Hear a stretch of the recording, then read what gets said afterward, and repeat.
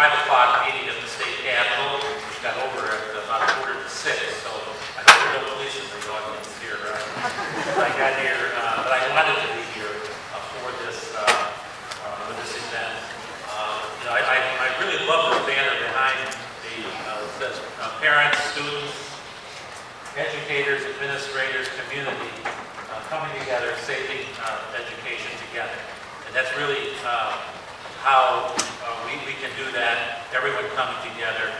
This is a great occasion, and I'm delighted to be joining all of you. Tonight is, I've only just recently arrived here this evening, but as I review your program that you've had here, including our performances by some of our students, and I would have to say this is a great occasion to celebrate all that's great in public education right here in this district and the other districts in our region.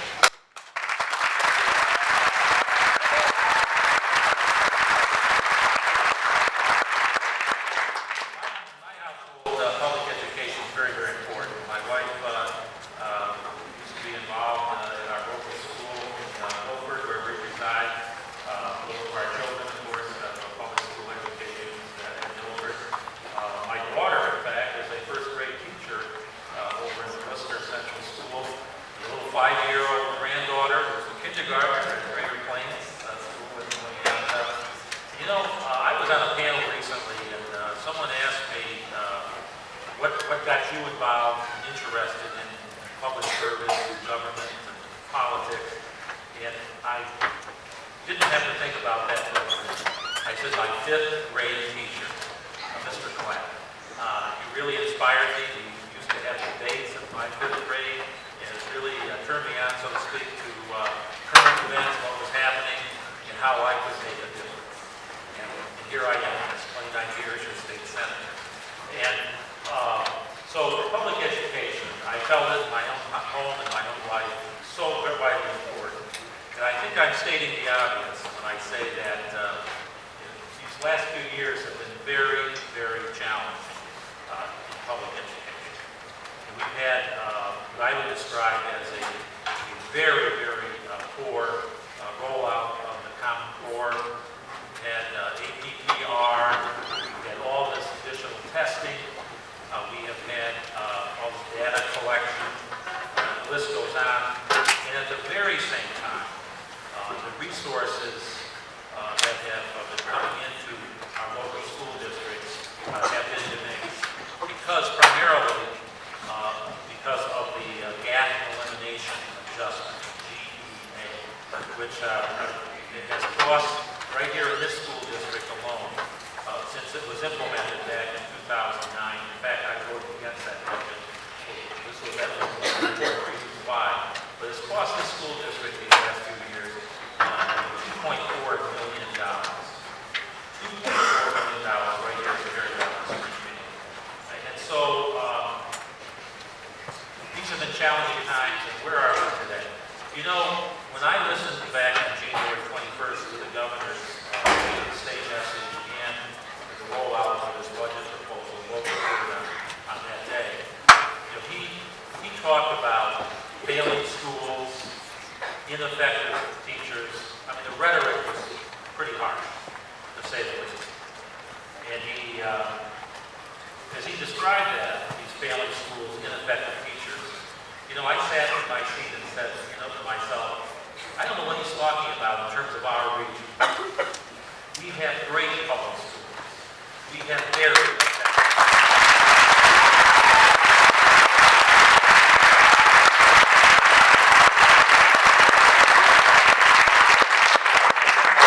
Primarily in the urban areas, there may be some problems, but let's deal with those and leave our great public schools alone.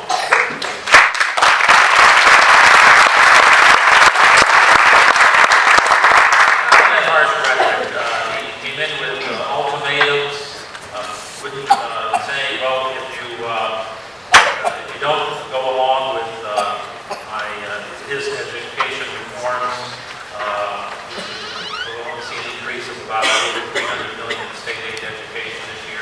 If you go along with his reforms, it would be $1.1 billion. struck me is using our kids as pawns and our school districts held hostage.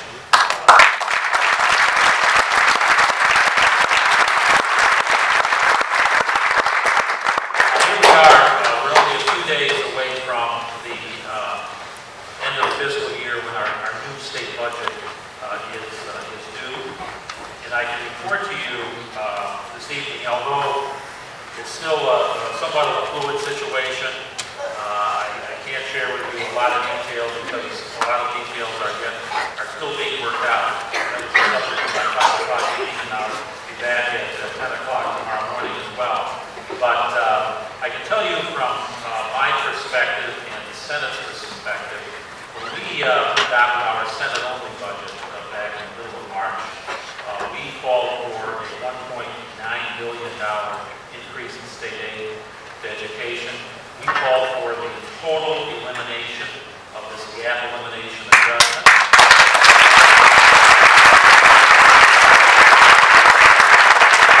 The equitable distribution of the balance of state aid.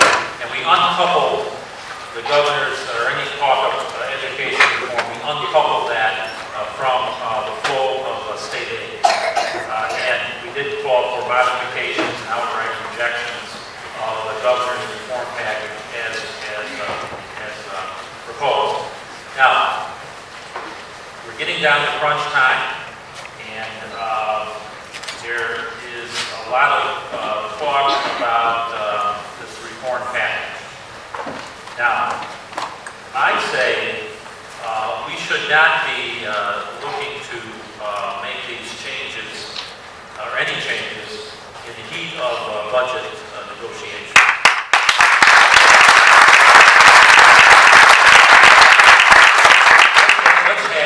Let's have an honest discussion.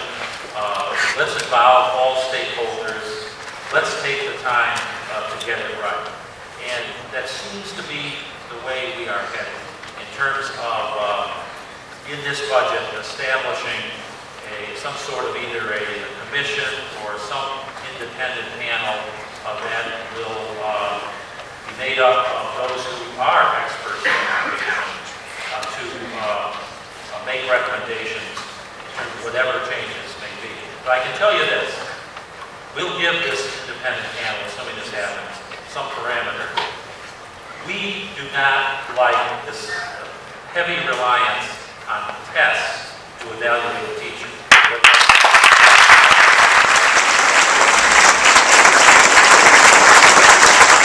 do not want to see people from the outside, these so-called independent observers, come in to evaluate our teachers without any knowledge at all about the dynamics of a socioeconomic condition or any knowledge at all about the conditions in a particular school district.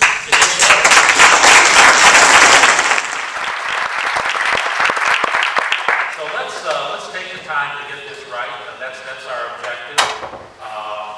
We believe that there's a lot of discussion yet to be held. Let's not do it in the heat of budget negotiations. Let's let the school aid flow. Let's come together to adequately fund our schools and then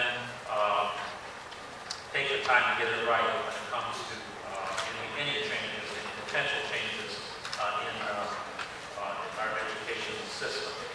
So that's where we are at this point. The next few days are critical. That's why meetings such as this, people speaking out, coming together, very, very important. There was quite a sizable rally at the Capitol today. My office is in the Capitol, right near the $1 Million Staircase. There was quite a sizable crowd there at 4 o'clock today on this very issue.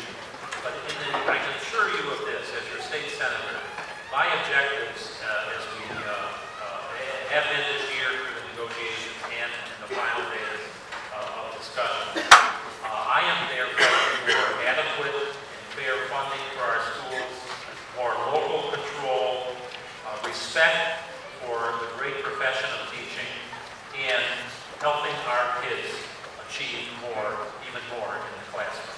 So with that, thank you.